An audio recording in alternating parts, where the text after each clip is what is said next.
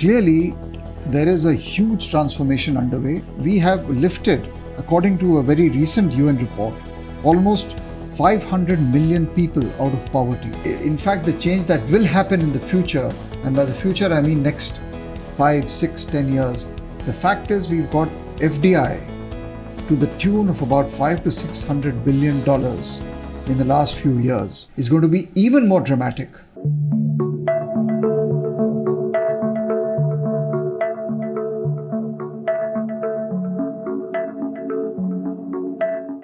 Hello and welcome to Around the World with Pankaj Saran show. India's growth has been phenomenal, may it be international relations, economy, security, social sector and infrastructure. It has performed exceedingly well at a time when the world is going through tough times. While Prime Minister Modi and his team is getting credit for this outstanding performance, there is an international lobby which tries to underplay India's achievements and describes it as just one of the players in South Asia in the New World Order. Today we try to understand India's rapid transformation and changes ahead. Ambassador Pankaj Saran has been very kind to participate in the show despite his engagements with Nat Strat. I also welcome my colleagues Asha Khosa and Tripti Nag. Let us now open our discussion. Ambassador Saran, I would like to ask you that India's transformation on all fronts is so fast and real that it has been difficult even for Indians to keep pace with it. Is the world able to appreciate and absorb the changes which are happening in India? Thank you, Atir, firstly for having me on the show. It's a great pleasure to be back once again with Awaz-The Voice. And the subject that you are discussing and we are discussing is of great importance.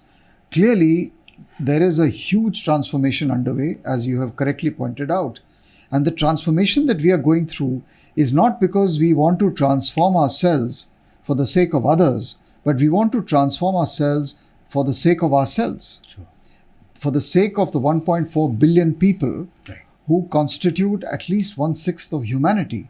And as you said, the transformation is massive. It is on all fronts. And of course, the world is looking at us with a new lens and a new vision, and they see what is happening inside India. Because you cannot hide the things which are happening to all sectors of the country, or of the economy, to all regions of the country. And sometimes you're right, even Indians are not able to absorb the scale and the pace and the ambition. So I would say the transformation can be defined in 3 words. One is the ambition of the transformation. Second is the scale of the transformation. And the third is the speed of the transformation. Right. So we are combining all 3. And since we have a highly politically stable environment in the country, a very determined leadership with very clear visions and goals for the country, it all makes it much easier. Sure. And I think the world is unfortunately, even today, not fully grasping the scale of the change that is going on in India. Just one statistic, we have lifted, according to a very recent UN report, almost 500 million people out of poverty. And today, the Indian middle class is larger than almost most countries of the world. So the transformation is, in a sense, historic. Secondly, I think the context in which we are transforming is equally important. It is not just a question of the numbers, but it is also a question of the stability of the country, stability of governance, the fact that you're doing it within a democratic environment, in an environment where there is plurality, where there is strong states who also have their own views and opinions. So all this is going on. This transformation is taking place in an open, transparent and democratic framework, which is unparalleled in the history of the world. Well, you're right, Mr. Pankaj Saran. So from India, if we could shift to the world, I mean, the world has also changed in the last 3 decades. It used to be a bipolar world. Then the collapse of USSR, it led to unipolar world, and now there is a shift. I mean, it is apparent there's a shift slowly, but there is a shift. Is the world heading to multilateralism that is espoused by India? Modi has been saying it. Prime Minister Modi has been, and Mr. Jaishankar has even written a book. Is there a footprint of India in the changes that is happening very subtly, though, in the world? I think so. I mean, on the question of polarity, like you have said, India regards itself as a pole. Now, we don't want certificates about this from anyone else. It is a question of our self-belief. What is the vision, and what is the assessment and impression you have about yourself? India is a civilizational state. That is something which is a fact of life. Today, there is a new awakening in the country that we must realize and go back to those principles of Indian values and histories which have stood with us for centuries. So number one is that we regard ourselves as a civilizational state, as a significant player in the world, not because we simply want to occupy the high table, but we believe that we are destined and we have the right and we have the right credentials to do so. And most importantly, because it is in the interests of our people. Because India has something to say to the world. And so we are heading towards a multipolar world in which India is going to be a major pole. Ambassador Saran, India's digital transformation, the UPI, the Unified Payments Interface, and universal digital economy has changed the world, the way the world is looking at India.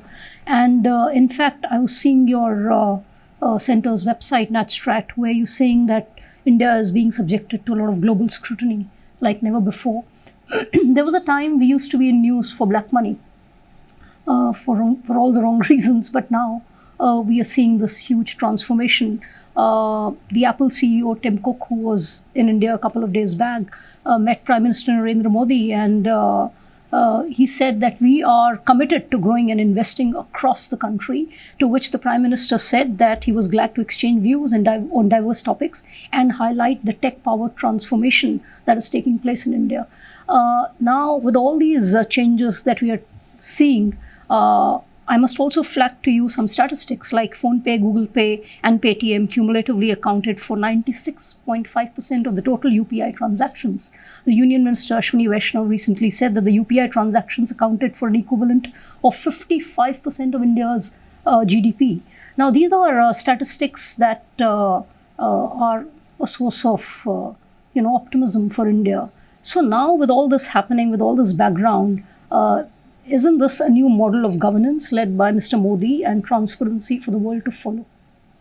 Yeah, thank you. I think you were asking 2 or 3 different questions, and I'll try to address them. Number one is on the question of, say, confidence in investing in India by overseas investors. I think here the figures speak for themselves. These are based on facts, not interpretation or any subjective view.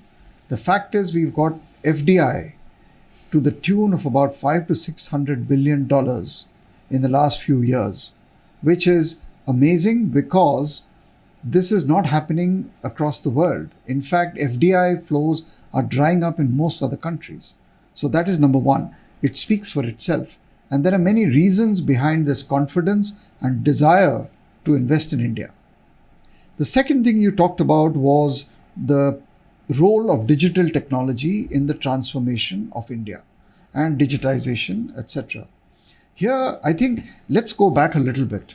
When the demonetization occurred and when the GST initiative was announced, these were all happening, and these were the groundwork for a certain process which the government wanted to unleash in the country.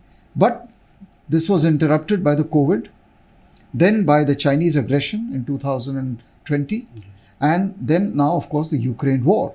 So there were interruptions, and which is why the reforms that took place in those earlier years took time to come into full effect. Now they're beginning to show their results. And as you said, the digitization of payments, the digitization of the economy is having a profound impact on the manner in which the poorest of the poor, the most marginalized, is able to participate in the economic growth of the country and to improve the likelihood of his earnings, his income. In a sense, you're basically empowering him. Whether it is your bank accounts, whether it is your digital payments, of course, these are all revolutionary. I do not think we have seen such a massive change happening at this scale in any other country in the world.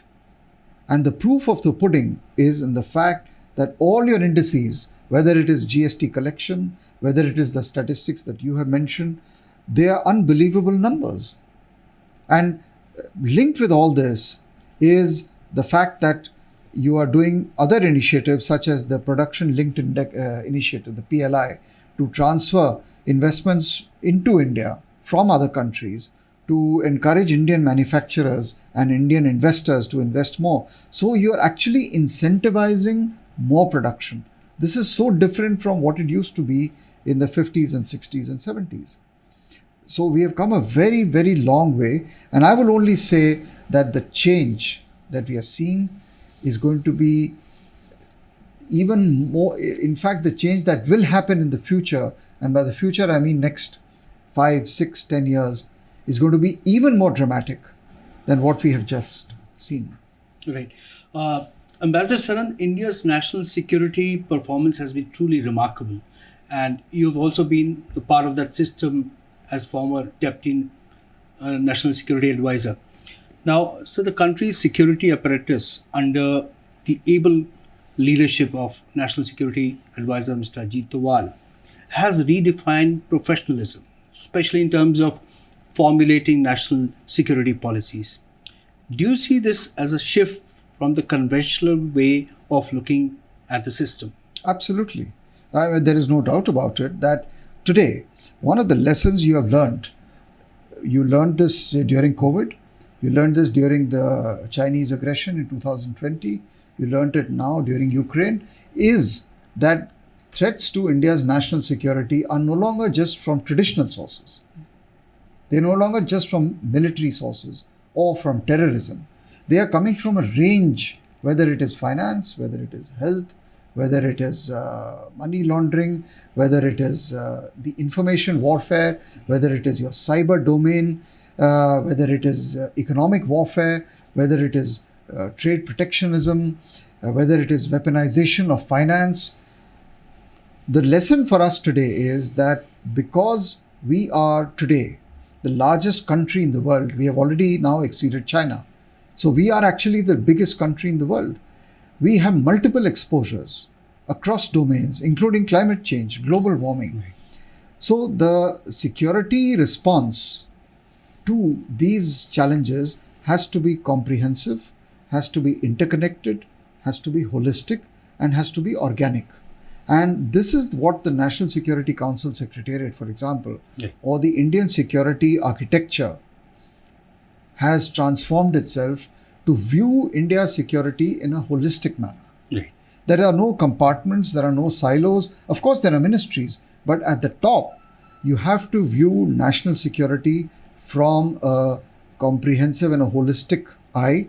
And this is the basic change that is happening. It is work in progress. Sure. In fact, fingers crossed, we have not had a terrorist attack in India for many years. But this is the new approach and a contemporary approach to meeting India's security challenges. And this requires 2-3 things. Number one, extreme professionalism, as you said, transparency, determination, and a strong will. Right. And the belief that this can be done. It is not as if it cannot be done. Right. And it must be done. And this is therefore the era in which we are going through of a very determined effort to safeguard and protect and promote Indian national security so that the welfare of our people can be attended to. Sure. Ambassador Pankaj Saran, India is a country which has always had an enormous soft power. be it Bollywood, be it our culture. We always unleashed it. But recently, what we saw in last, since COVID started, we saw something much more happening in that field. Like we sent medicines, vaccines on enormous scale to so many countries. It also needed money to do that. And lately, we saw India sending the first rescue mission to Turkey when they were hit by an earthquake. Are we marrying the two things, like our soft power and our economic power? Is that the transformation India is going through? I think so. I think this is a manifestation of the civilizational values that India wants to espouse, which is basically Vasudhaiva Kutumbakam, the world is a family, and to try and make India a net provider of global security and of global welfare, and to put India as a country which has solutions to problems. And number one, and number two is ready to extend its hand to those who need assistance for various reasons. So the examples you've given are valid. Whether you look at the vaccines, whether you look at Turkey, whether you look at other natural disasters, the hallmark of the last few years has been the willingness to act fast and to respond and to do it on a big scale, so that and to utilize the skills and the resources that we have to help others. So India is coming across now as a country which can bear international and global responsibility to live up to its the expectations and its role as a responsible member of the international community. So I think definitely with the soft power, we have this also. Ambassador Saran, at a recent meeting in Goa of the G20, the Indian representative of the World Health Organization, Rodrigo Offini, said that the world needs to follow India in transforming the health delivery system. And he voiced great optimism in the way India has managed to deal with the pandemic.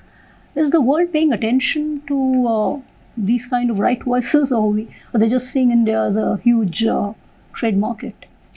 No, I think those people who need to know and who should know realize, the fact of the matter is today, you have administered 2 billion vaccines. I mean, this is a figure which sometimes you cannot even comprehend. Sure. Number two, you have become the pharmacy to the world. Sure. You have become the biggest vaccine manufacturer in the world. You have launched the biggest healthcare program in the world, Ayushman Bharat and PMJ.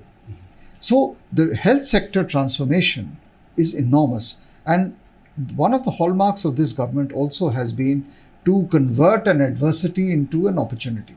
So after COVID, the push towards digitalization of health services and to push towards Atmanirbharta, at least in the health sector, in the pharmaceutical sector, has taken a massive boost. Sure. So we have used that crisis to really push forward major reforms in the health sector. Of course, there are lots of challenges, there is no question, at the primary level, at the secondary level, in the villages, in the towns. But despite all that, we have to look at what we have been able to achieve and how we have been able to secure a population of this size just through our own efforts, and over and above that, help others, not just in the Indian subcontinent or in the Asian region, but we have sent as far as Latin America, to the far shores of Africa, to the United States, to everywhere. So, and the Indian pool of doctors and nurses and our medical infrastructure, if you look at even, for example, the number of medical colleges and universities, they have more than doubled or tripled. Sure. So it is all happening. And as we discussed earlier, the transformation includes the health sector. Right. Ambassador Saran, in India, there are massive infrastructure projects which are happening, and they're going on at a very feverish pitch. Given that, and you're talking about how a sizable population of the country has been elevated above the poverty line, but there's a long way to go. So given that we still have to grapple with poverty in India. Some would say that our priorities are misplaced. How would you see this criticism? Yeah, this is a problem that we've had from the time we were independent. Right. If there was a government which decided to invest in the social sector, Right. then they were criticized for bad infrastructure. Right.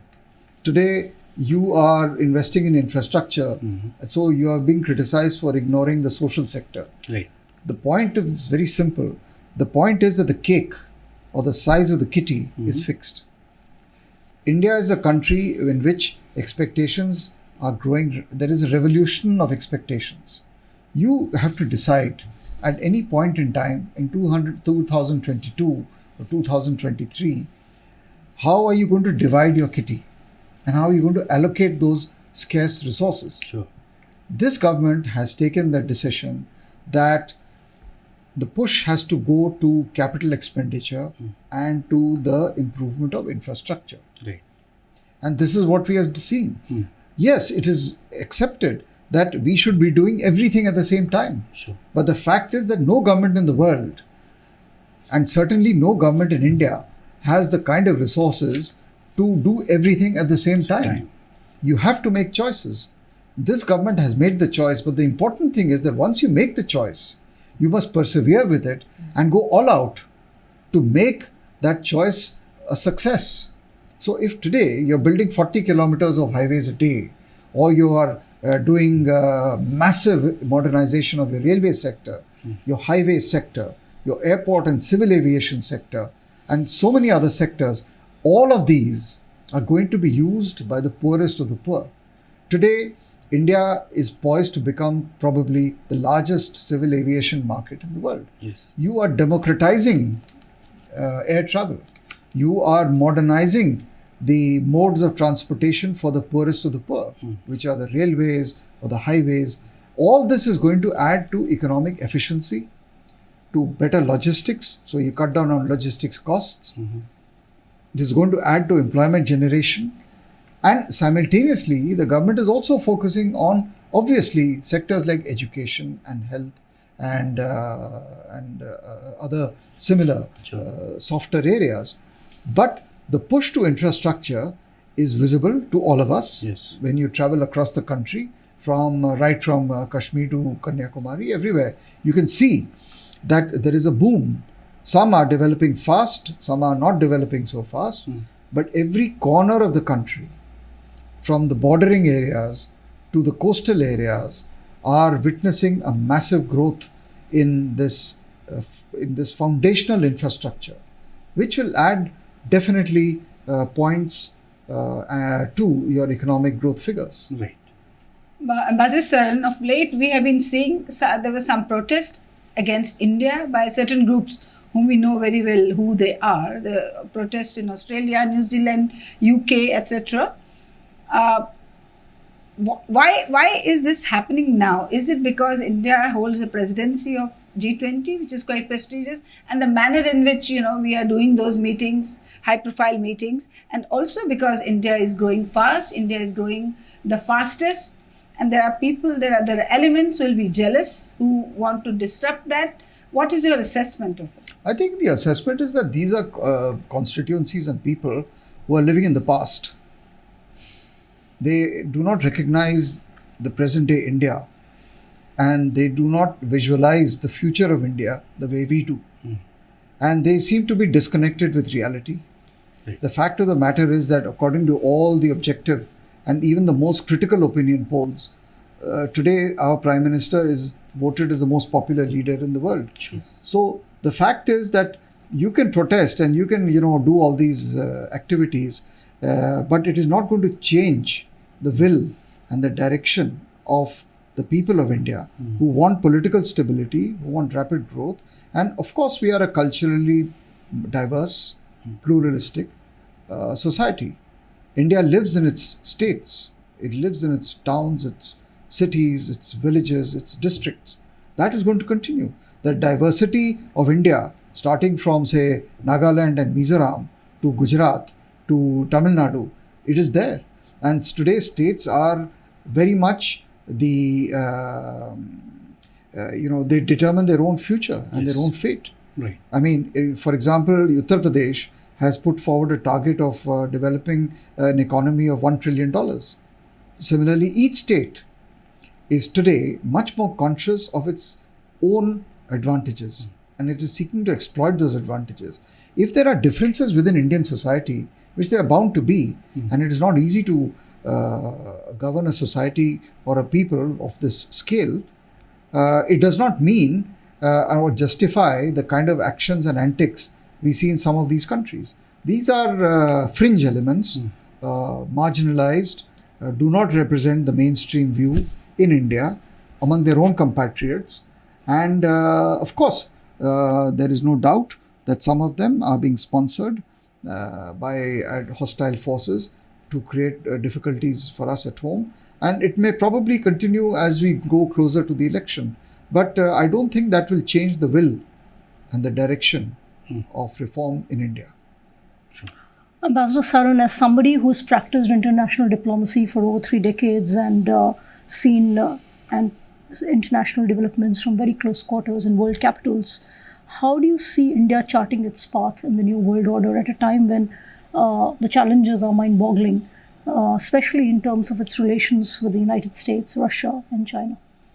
I was asked this question some time ago by someone else, and I said that, India does not believe in alliances.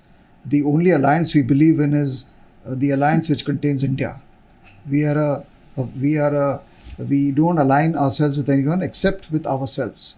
So, in other words, what I'm saying to you is that when we look at the world, we look at the world from an Indian prism, and we look at the world in terms of how India can benefit while being a responsible member of the international community. That is very important because we are part of the United Nations family. But we want to have good relations with major powers, provided they contribute to my national goals. And I have different interests with each of them.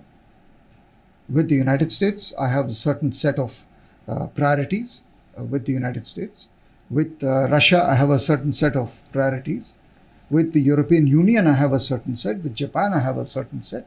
So I have decided, and I'm approaching these relationships with a very clear mind as to what I need from each of them.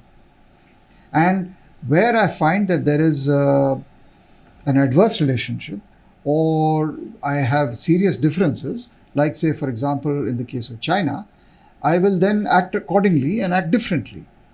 But on the whole, I am, that is what we are doing today, being very, very active on the global stage in our relationships. The kind of improvements we are seeing in our relationships with these major powers in the last few years is extraordinary. This will continue. This will continue because we are more confident of ourselves today. We are also more confident of sitting on tables and negotiating rooms where complex issues such as climate change, such as terrorism, such as trade, such as investments are all being discussed. And I think we will see a lot of this playing out in this year as we go closer to the G20 summit. So we just have to be clear-sighted about what works for us, what is in our interest, and act accordingly. Mr. Modi is almost omnipresent. Well, he is, India is wearing many hats today, and he has emerged as a leader who has led from the front, both during the time of adversity as well as in good times. And what he has done in terms of the reforms that have been unleashed, I think they're all having an impact on the ground. So it is not just a question of having a piece of paper or a policy, but actually translating thought into action.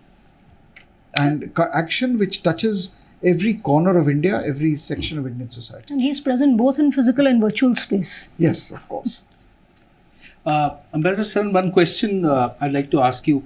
Do you see any similarity between India and US approach towards China, given the fact that both have security concerns and both have business with China to take care of. The difference between the two Right. is that we share a common land border with China. Sure. The Yes. United States does not have a land border, but they have other maritime commonalities with China. The second difference, of course, is that the United States is the world's preeminent power, Sure. whereas we are far behind in terms of economic strength. And China is definitely also far ahead of India in terms of its own economic strength.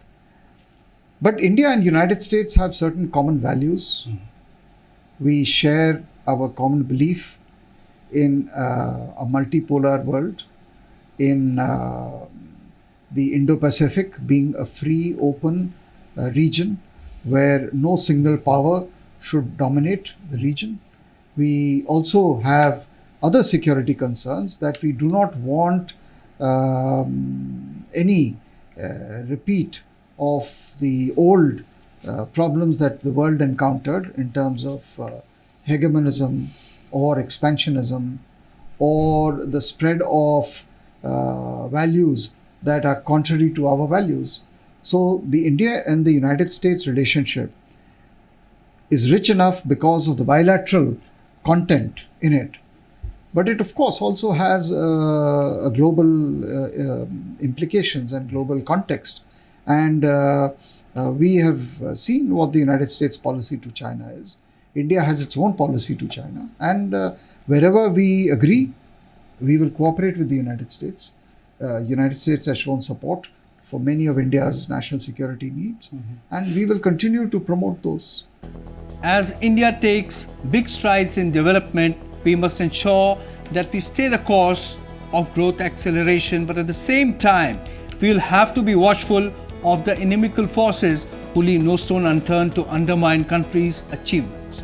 I wish to thank Ambassador Pankaj Saran, my colleagues Asha Kosa and Tripti Nath for participating in this discussion. We'll be back soon with another interesting topic. Till then, goodbye.